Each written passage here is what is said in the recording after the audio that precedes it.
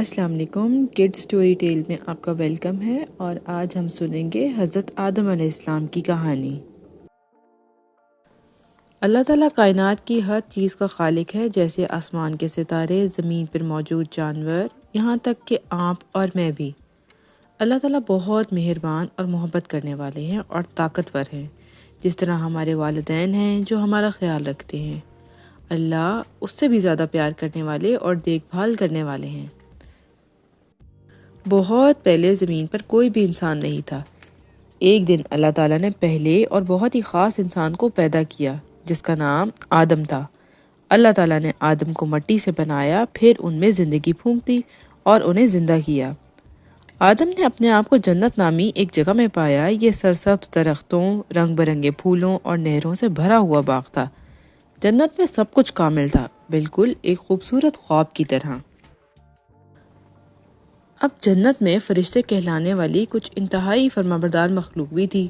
جب اللہ تعالیٰ نے تمام فرشتوں سے آدم کو سجدہ کرنے کا کہا تو سب نے فوراً ایسے ہی کیا۔ وہ جانتے تھے کہ اللہ کے احکامات کی تعمیل ضروری ہے، لیکن ایک مخلوق تھی جو اللہ تعالیٰ کی نہیں سننا چاہتی تھی۔ اس کا نام شیطان تھا۔ حالانکہ اللہ تعالیٰ نے شیطان سے آدم کو سجدہ کرنے کے لیے کہا تھا، لیکن شیطان نہیں ایسا چاہتا تھا۔ اللہ تعالیٰ نے شیطان سے پوچھا وہ کیوں نہیں سنتا؟ اس نے جواب دیا وہ آدم سے بہتر ہے، کیونکہ وہ آگ سے بنا ہے جبکہ آدم مٹی سے بنے ہیں۔ جب شیطان نے اپنا ارادہ بدلنا نہیں چاہا تو اللہ تعالیٰ نے شیطان کو جنت سے بہت دور بھیج دیا، کیونکہ اس نے بات نہیں مانی تھی۔ اس دوران آدم جنت میں بہت خوش تھے، درختوں، پھلوں سے گھرے ہوئے تھے، اور وہ جانتے تھے کہ اللہ تعالیٰ ان سے بہت پیار کرتا ہے۔ انہوں نے ہمیشہ سب کے ساتھ اچھا دوست بننے کی کوشش کی۔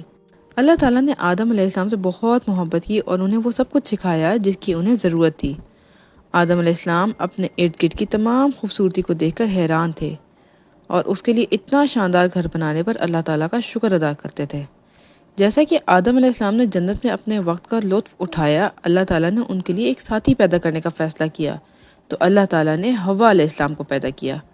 حوا علیہ السلام کو پیدا کرنے کے لیے اللہ تعالیٰ نے آدم کی پسلی نکال کر عورت کی شکل دی۔ اس سے اس بات کو یقینی بنایا کہ حوا آدم کی طرح خوبصورت اور مہربان ہے۔